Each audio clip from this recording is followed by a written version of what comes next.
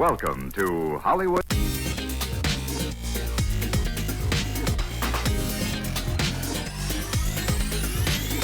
Hello and welcome to the Now TV Movie Podcast. I'm your host, Catherine, and I am joined, as always, by Steve. Hello. And Corey. Hello. How are we both? Very well, thank you. Very well. Really good. Yeah, and how's your movie watching been going this month? Oh, I mean, there's been a lot for me this month. I've actually been catching up with a lot of the films that we spoke about last month that came to the service. So I watched The Shallows, which I quite enjoyed. I think as a massive Jaws fan, anytime I watch a film involving sharks, or a shark, in this case a very, very nasty shark, it's always there in the back of my mind as a comparison. But the interesting thing about this is I actually think it has more in common with Gravity, was the film that it reminded me the most of, in that kind of surviving someone on their own, having to survive the elements and make it back home. So yeah, I enjoyed that. And I also watched a film that I should have seen years ago but have never actually watched. So I saw Chinatown for the first time. First time? First time. Oh. So I've decided to make more of an effort of watching the films that I should have seen by now. What did you think? I loved it. I thought it was great because, again, I don't know how it's taken me this long, because I love film noir and I love films like Double Indemnity and all those kind of classic film noirs. So it's very much up my street, and it's just, Jack Nicholson is just fantastic. He's in so it. good. I think it's Faye one of Dunaway's so good in it. Yeah, as well. it's they're sort of at the top of their game, and it really surprised me as well, because I'd heard that the plot goes in directions that you won't expect, and it really did surprise me. It really so, does. Yeah. So I mean, it's a classic, and I'm glad I've seen it now. And I've also been watching a lot of Twin Peaks to prepare for. I started doing the that new on series, Sunday. yes. I watched 4 episodes in a row. So I've gone back to the beginning. Yes. And yeah. I watched the first 4. So I'm going to continue with that until the new one starts. Yeah, and I think it's fair to talk about on a film podcast, because Oh my God, yeah. it's very filmic, and also you've got Fire Walk with Me, which I'm looking forward to watching again, because that really is, that kind of splits the Twin Peaks fans. There's the fans who love that film and the fans who don't. Yeah. But I imagine that the series is actually going to be quite similar in tone to Fire Walk with Me. So yeah, I'm looking forward to watching that again. But yeah, lots of stuff this month, and I won't keep talking because I could keep going on for ages. What about you, Corey? Oh, right. I went to the cinema twice, actually. Twice over the bank holiday weekend. So that's all I did. And I went to see Get Out, which we spoke about a little bit. Stephen, you did last month, and really enjoyed it. Even though it was scary? Even though it was scary. It was scary, and it was a really clever horror, actually. So you get those moments in it that a horror should have, makes you jump, makes you uncomfortable. But then Jordan Peele is really, really intelligent, actually, because I love the way he throws music in purposely in a situation that doesn't require it. You know what I mean? So so it feels inappropriate at the time, but it's slightly for me, it lightens the tension a little bit, which is great. Was the screening quite busy when you saw it? Really busy. And was there lots of laughter? Yes. Yeah. It was also funny. And we had a really good crowd, actually. And I'll tell you, the audience was a great reaction. There was a massive cheer. I mean, there was cheers towards the end. Brilliant. Okay. I don't think I've seen a film for some time that had as much reaction from the audience. Yeah, totally agree. More like that for me. Okay. Please. And what was the other one you saw? The other one was Fast and Furious 8. Yeah. What did you think?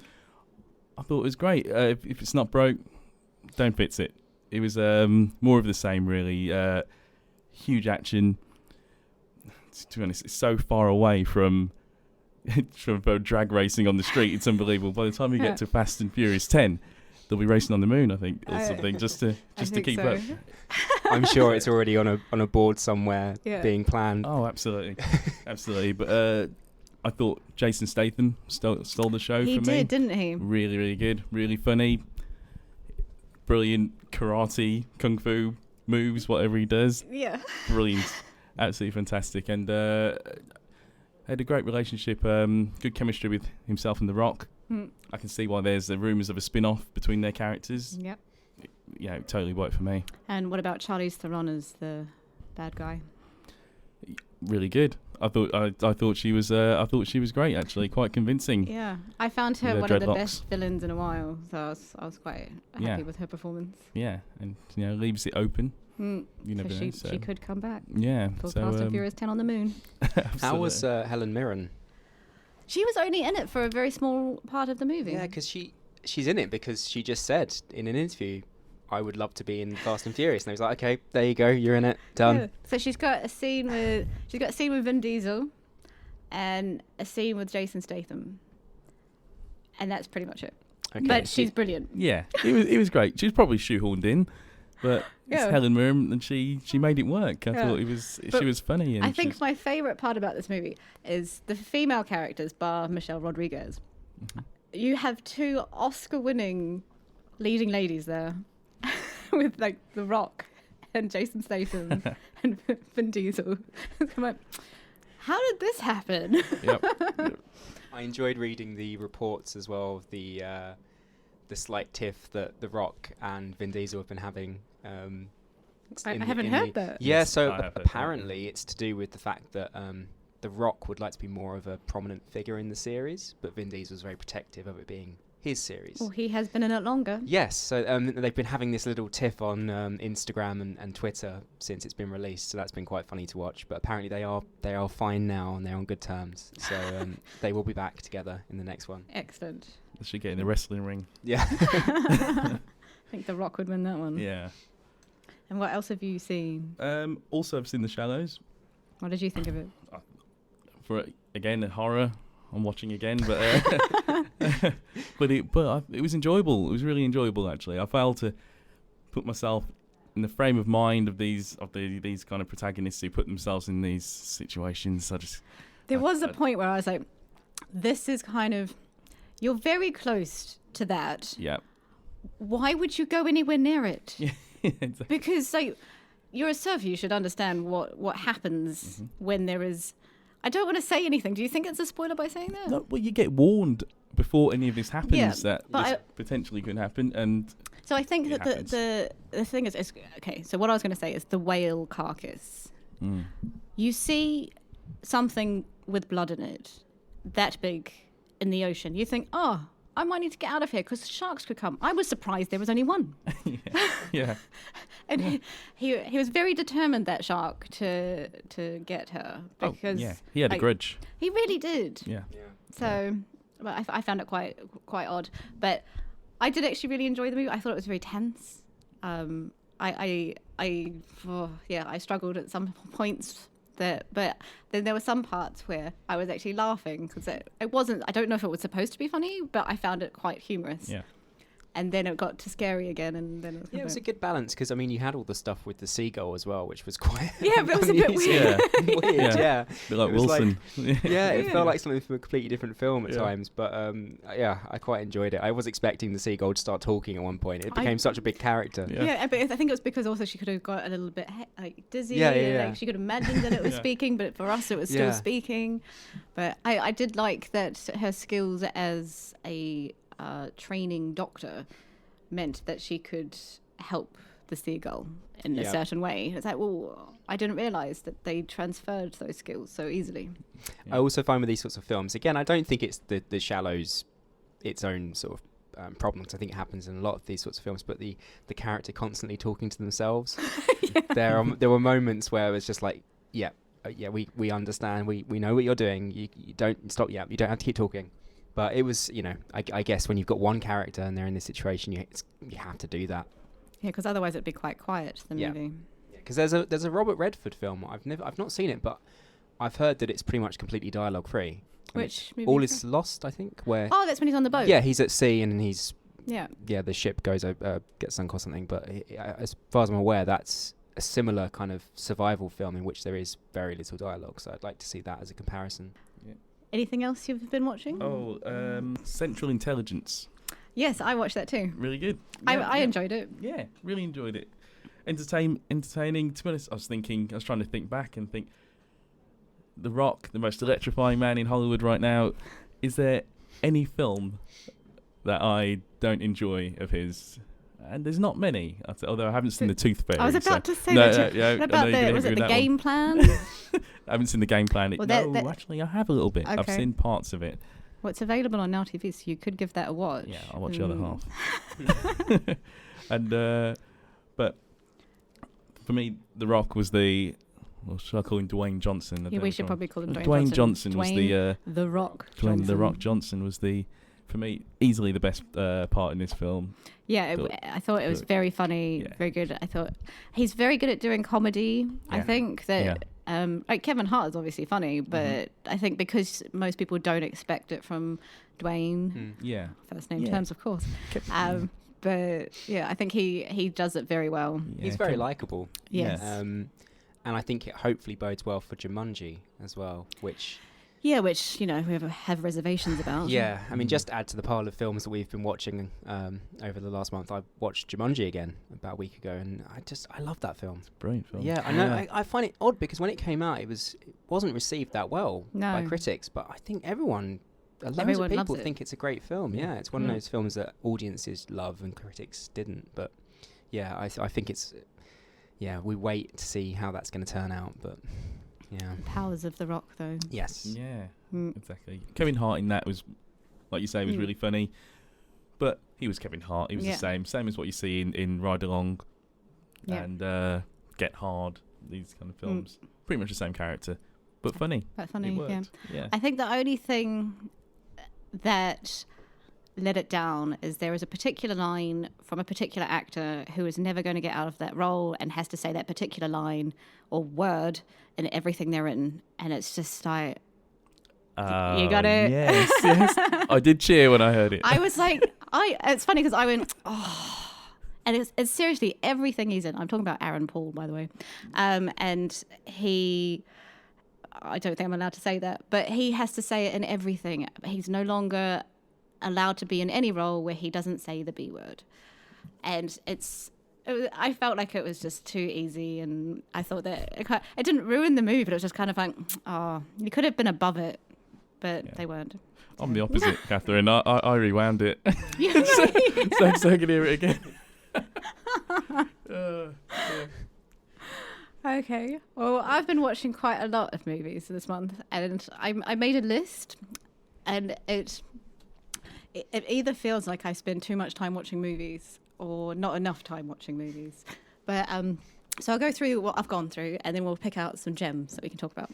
So I watched Warcraft, Raw, Tokyo Drift, Legend of Tarzan, Ferris Bueller's Day Off, The Goonies, What About Bob, Moonwalkers, Too Fast, Too Furious, Fantastic Beasts and Where to Find Them, Lilo and Stitch 2, Fate of the Furious, or Fast and Furious 8 if you prefer, London Town, The Shallows, Roman Holiday, Imperium, Stand By Me, Piper, Central Intelligence, Robin Hood, Men in Tights, Back to the Future.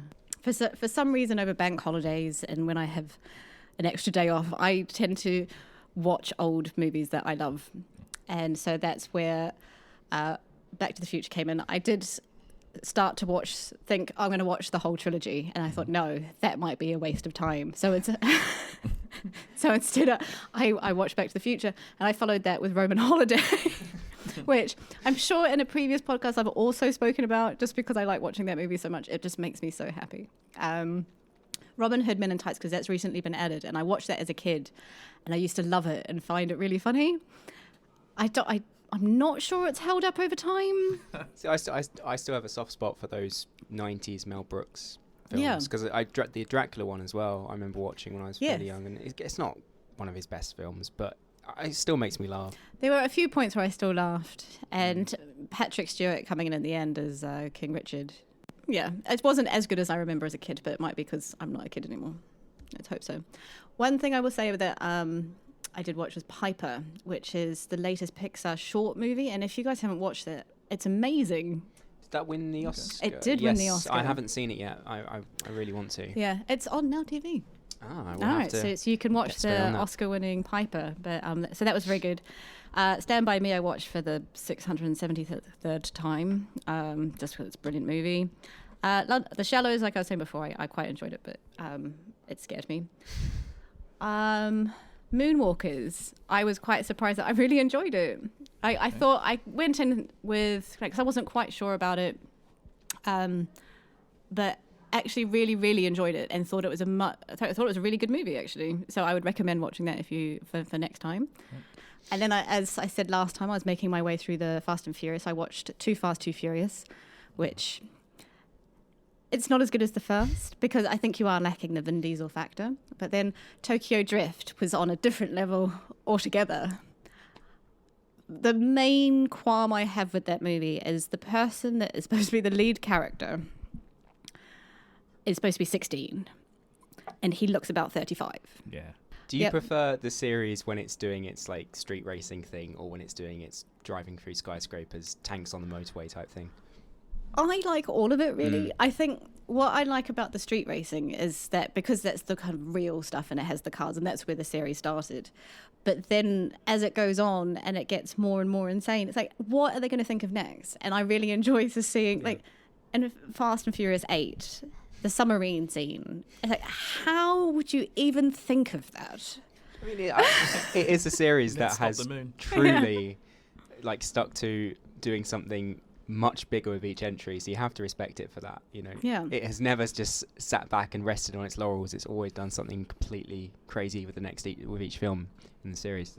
So I did enjoy the 8th one as well, because I saw that too. So I have to go back and so I've still got 4, 5, 6 and 7 to go.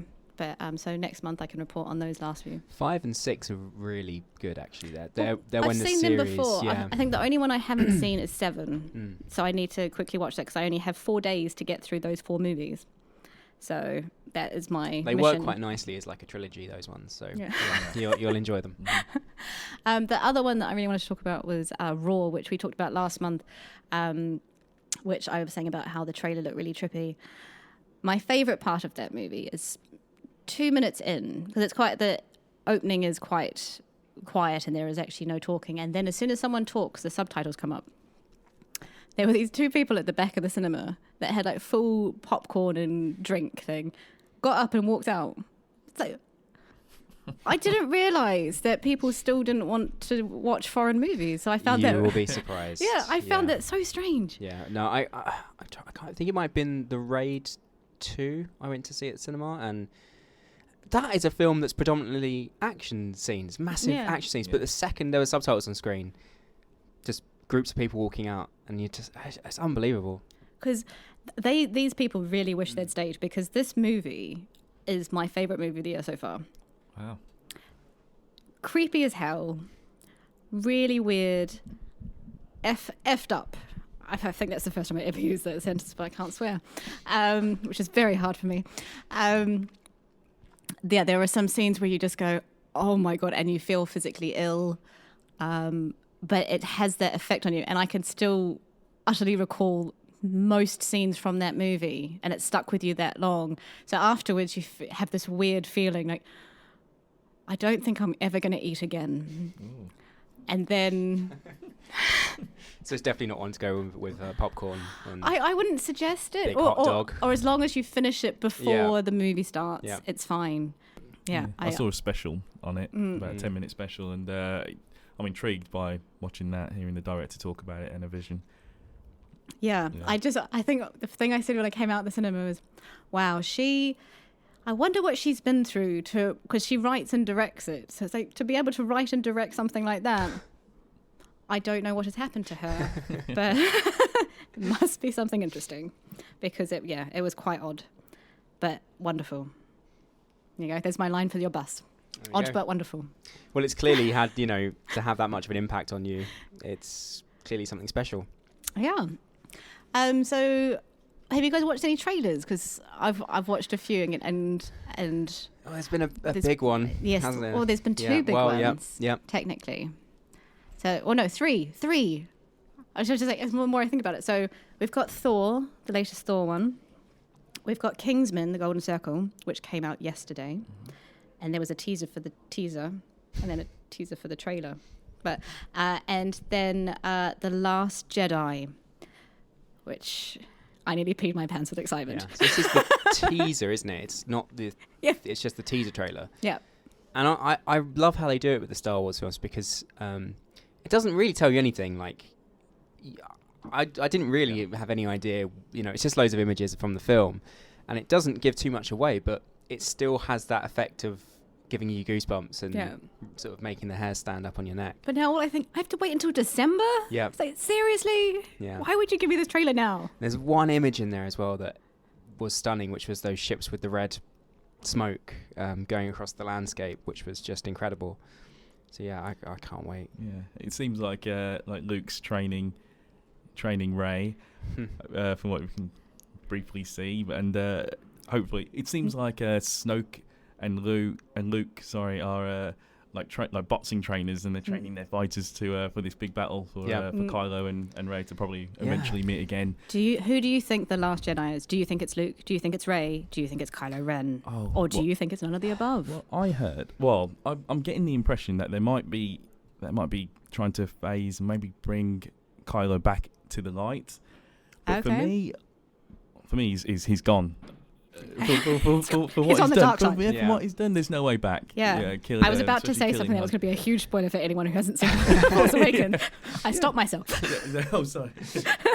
Yeah. So for me, there's no way back. I think he's dark. They seem to still be focusing on Darth Vader's helmet. Yeah. Which I think is strange because I don't know if you haven't seen at the end of Star Wars episode 6. Return of the Jedi, you'd think Darth Vader eventually came good. I don't know if that's a massive spoiler, but if you don't know, there's a huge theme in Star Wars of redemption, and so I do think there is a chance that Kylo Ren, I don't think it'll be in the next film. I think it might be in the third one. They'll turn his character around. I don't think we're going to see it in the next one, but it could happen. Anything could happen. Exactly. Well, there we go. What did you think about the Thor Ragnarok? Ragnarok. Yeah. I can't say it. I don't know why Taika Waititi would do that to me, but Waititi. Sorry, should say that properly. I'm I New think Zealand. like the main draw for me for this is him. It's the director, because Hunt for the World People was so good, and I think like the trailer is very similar to Guardians of the Galaxy. That seems to be what a lot of people have been saying in terms of the style of it, and just right down to how the title looks. It seems to be trying to fit more into that slightly more comedic, tongue-in-cheek frame. But that's definitely him as a director as well, though. Yeah, exactly. I think that this was the first Marvel trailer that I was super, super excited about watching, and then as soon as it started, it's like it's him all over. Like I think it's the first one of those movies where you can kind of go, this director is putting themselves on the screen, and I think that's really going to help Thor, because even with the teaser stuff, like from behind the, I'm doing the quotation marks, but you can't see that, so it's silly. But it's now I've forgotten what I was saying. Well, I think that's what Thor. I keep wanting to call it, because this is going to be Thor 3. So when the fourth one comes out, I want to call it 4-4. Oh. Which will not be easy, but I think like because that character and those films, they have a reputation of being a little bit trickier to make interesting. So to have a director who has such a unique stamp, I think is what it needs. So I think it's going to be something special, hopefully, and Jeff Goldblum's in it. So which you can never go wrong with that. That's a big enough draw as it is. Did we hear that news? Yes, as well? Yes. Jeff Goldblum, Jurassic World 2. 2 and 2 together. Yeah. It's going to be magical. Excellent. So that will be Lost World was the last one he was in, I think, 1997. I think so, yeah, because I don't think it was in the other ones. No, so he's like, it's great to have him back in Jurassic World, and hopefully they'll do some interesting stuff with his character. I hope so. Yeah. The Thor trailer totally took me by surprise. Yeah? Really enjoyed it. I enjoyed the first Thor, actually. That was brilliant. The second one, it was okay. Yeah, I used to live in Greenwich for a little while, so. Did the DLR scene annoy you as much as it annoyed everyone else from the area? With the gets on the underground, doesn't he, and says, "What's the quickest way to Greenwich?" And they're like, they get it completely wrong. Oh yes. Oh no way. Yes, yeah, it's like he gets on. I can't remember what he gets on an underground line to go to Greenwich, which obviously is a DLR line, and like the lady says like, "Oh, it's just 2 stops from here," and like everyone in the cinema was just like, "What? No, it's not. No, it's not. Why are you giving Thor the wrong directions?" But yeah, if you live in that area, there's lots of that whole section is quite good fun.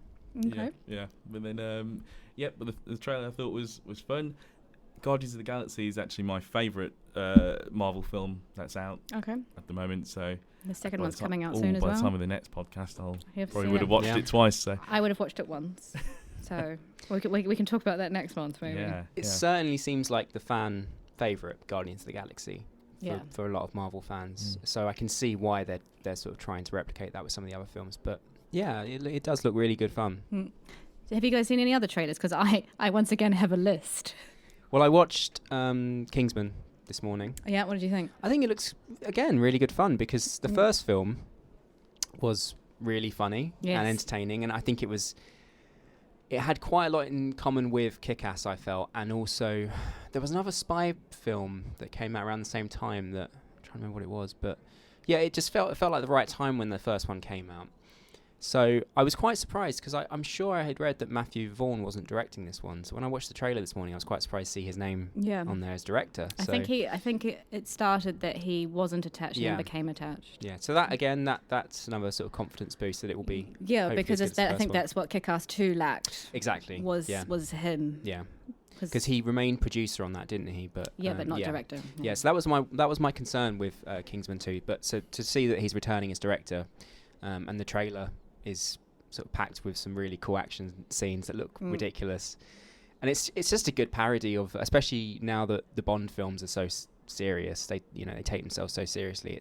It's a good counterpart to that, and a sort of something a bit different, which I'd like. Yeah, there was some news about Bond 25 as well, that apparently they're still trying to get Daniel Craig to get on there. They still haven't given up all hope It's that it's going to be hilarious, done. just the amount of rumours that have been circulating. He must be loving it. Like every day he sees another rumour about isn't he sort of returning to do it, which must be quite funny. And also there's the whole question about studios, which studio's going to take it. So I think there's about 4 or 5 that are potentially interested. I think so, yeah. Disney have ruled themselves out, which is interesting, considering how many of those sort of cinematic universes they're picking up. But yeah, it's going to be interesting to see what happens with Bond. I think the plan is to get it in production this year. Okay. So there's a lot to do still by the looks of it. And don't they? So I think they've started the script, haven't they? yeah, I think they've started the script. There are rumours that, I've read some rumours that Daniel Craig is doing it. I've read some that said that he still hasn't decided. But yeah, I mean, they must be very eager to get a move on now. And obviously the director still hasn't been announced as well. So we know it's not going to be the guy who did Spectre and Skyfall, Sam Mendes. Yeah. It would be incredible if it was someone like Christopher Nolan. That would Whether be it will really be, cool. we don't know. He's just finishing up Dunkirk. It could be a good timing. But, That'd be amazing. Oh my god. If the only thing is, if it was Christopher Nolan, I think we could have a fair guess at who Bond would potentially be. And also Michael Caine would turn up. I was going to say Michael Caine can be Bond. Yeah. So you'd have all of the sort of returning cast. But it would be great to see what Christopher Nolan would do with a Bond film. I mean, which directors would you guys potentially hope to see pick that up? I just want to say Matthew Vaughn, because that would be so funny. Because it's basically Kingsman. Yeah. But no, I think Nolan is a good shout.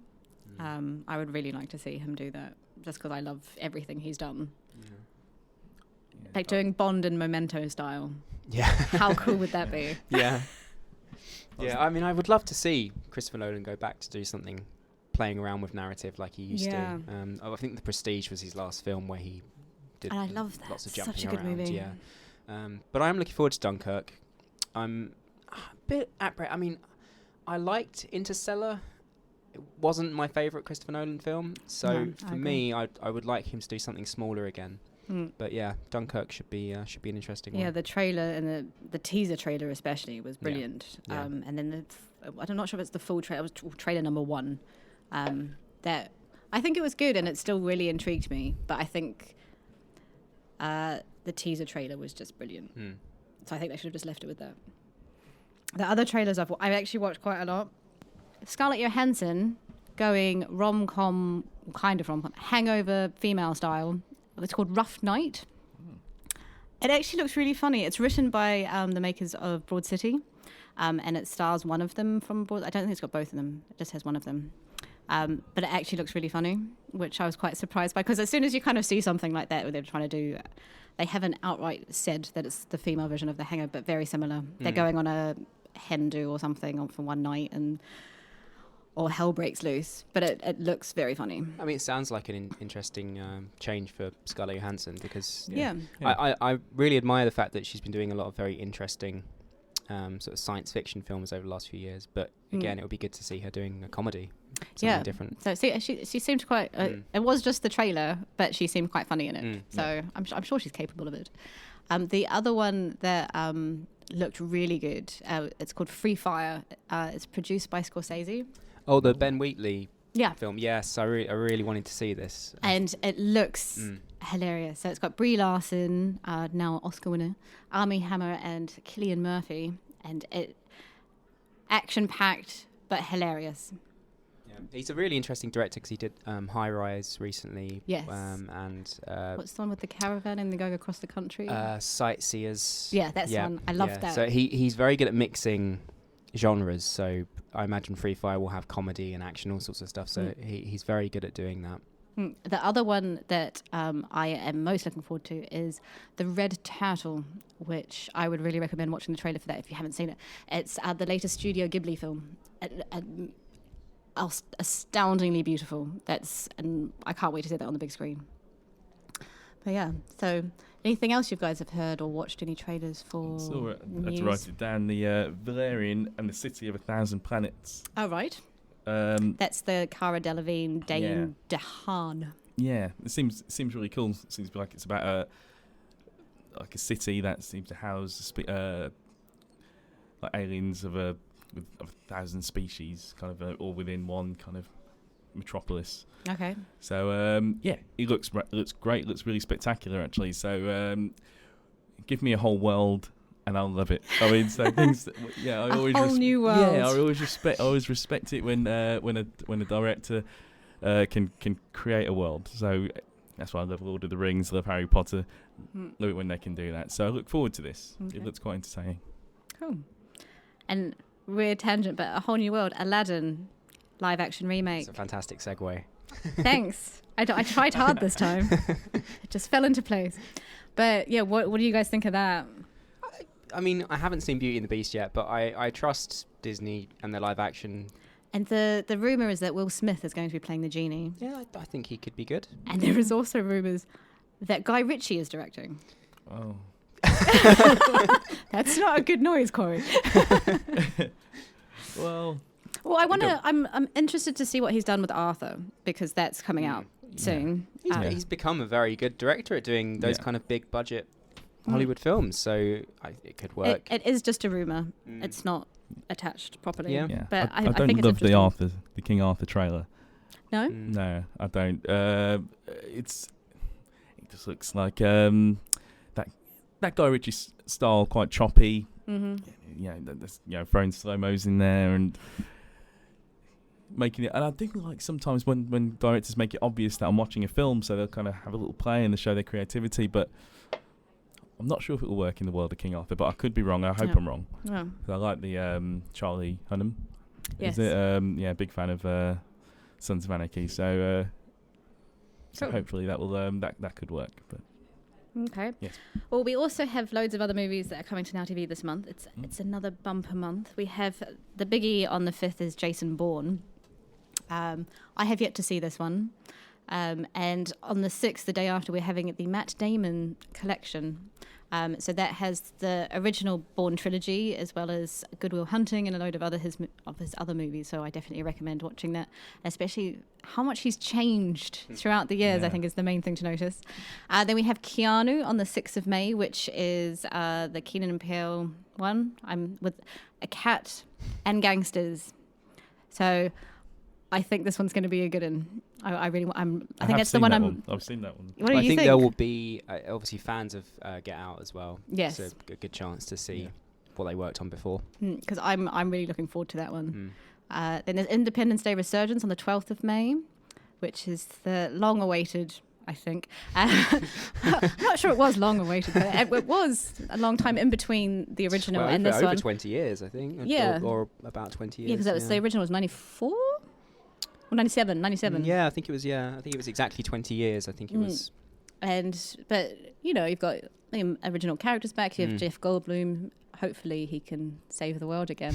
He did so well in the 90s. You don't need Will Smith if you've got Jeff Goldblum. That's the thing. So just give him the screen, let him do his own thing, and I'm hoping that's what the film is. I imagine there's a few aliens in there as well, but I'd be happy with just Goldblum. Yeah. That's just the movie. It's got Jeff Goldblum. Jeff Goldblum resurgence. I'd be happy with that if that was the title. We've got more superheroes or anti-heroes in Suicide Squad on the 19th, plus Absolutely Fabulous, the movie, on the 26th. I have seen that. I quite enjoyed it. If you were a fan of the series, I think it very much plays to all those regular tropes. So it's never long awaited. Like, this has been in talks for so long. Yeah, definitely. And I think the amount of cameos in this movie, though, it's basically every scene there's some other celebrity just popping up. So, okay. But I did read that Jennifer Saunders wrote the script about Kate Moss and hadn't actually even asked Kate Moss. Really? And so it had this whole thing. They started development, and I think the studio goes, yeah, so Kate's cool with this, right? And Jennifer's like, yeah, yeah. And then she went, so they had to go talk to Kate Moss. And of course she said yes. But it's just like that moment where you go, oh, I didn't even think about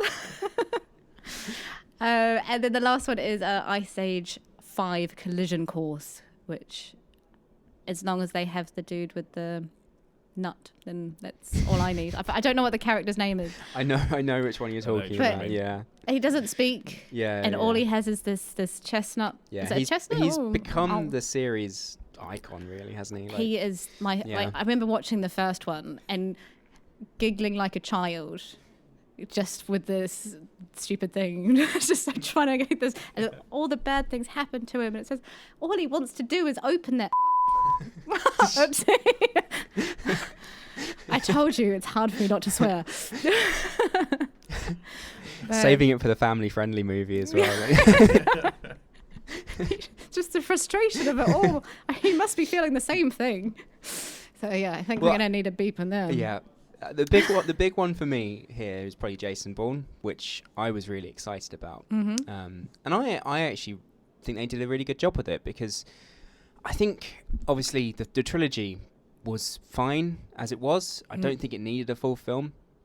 And I have to say, I don't think they really resolved that question of whether or not it's necessary. I don't think it is a necessary in terms of plot and how it develops things. I think it's a nice addition, but it doesn't really change anything in the story. But what I liked about it is it's exactly what you expect from a Jason Bourne film. You've got Paul Greengrass back and Matt Damon back after the Bourne Legacy, which had Jeremy Renner, yeah. And it has, some of the best action scenes and really good sort of tense moments, and so it's not I don't think it's going to be anyone's favourite Bourne film, but it's a good return to the series, and I really enjoyed it. Cool. What about you, Corey? What are you most looking forward to? I'll also agree with you and say Jason Bourne, actually, but I was a big fan of the first three. Again, probably the same pattern. I didn't enjoy the fourth, but hopefully if they go back to the original, the original plan, there's no reason why it can't be a good film, I think, as well. You're right, it might not be relevant right now. I can't see what they're going to do with his character. They do try to make it relevant to what's going on in the world, and I think they do a pretty good job with that. It's just the fact that the third film tied everything up so nicely that whatever they were going to do with this, it's going to feel a bit like a just bolted on. Yeah, but it's still good. It's still good fun. Good action film. One of the first films, well, not probably the first film, but at the time to have action scenes that were quite real. I mean, he would actually get injured in the fight. He'd actually jump off something and then have a limp. Yes. I think it changed action films in many ways, because it was also the first 12A film to be released. So it was the first of those sorts of action films that were made to appeal to the sort of larger audience. So yeah, it was a very sort of revolutionary film when it came out. Yeah, I've seen Suicide Squad. It was The Oscar-winning Suicide Squad. Wait, that we do need to address that. The Oscar-winning Suicide Squad. Oscar-winning for hair and makeup. So if you're going to watch it, watch out for that hair and makeup because it's Oscar-winning. It's great. It looks great. It does look really good. Kind of lacks substance, to be honest. And the I'd say they seem to mainly focus on Will Smith and Margot Robbie's characters. So, like, and it's stylized really well. Like, they'll come in. There's great music when they're on. It looks fantastic. And then the rest of the team kind of join in, and they get an introduction that's about 20 seconds long. I mean, you can clearly see the main focus is on these characters here. And there's also the Joker, Jared Leto, within this film. Yes, I think that was. Try not to think about Heath Ledger's Joker. Just clear your One mind of tough that. act to follow. No one's ever gonna. I don't think anyone could have really, done any better than Jared Leto. Yeah, it's a different Joker. Well, it had to be because it couldn't be the same because it would just look like you were imitating Heath Ledger that way. I haven't seen Suicide Squad yet. I'm interested and intrigued by it because I have to say Batman vs Superman for me was a disappointment.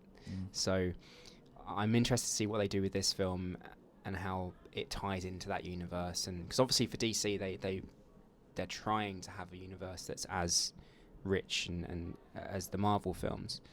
So yeah, I'm interested to see it, but I have heard mixed things. It's fair to say. Yeah, I think it just struggled with too many cuts, and I think releasing the trailer with a lot of the Joker in it really hurt them because especially when the final edit comes out and it doesn't have that much of him, you're only going to see complaints about it. I get a sense that they're rushing a bit too fast with the DC films because the Marvel ones took a long time to make the individual characters before going into these big joint universe films. I think had we have seen those characters before, it perhaps may have resolved some of those issues. So it'd be interesting to see what Wonder Woman's like, and then what Justice League is going to be like, and then Aquaman. Yeah, there's still lots to come. Yeah. So you'll never be sick of superheroes. Moving on. I don't know how to segue that one. I can't beat that previous one.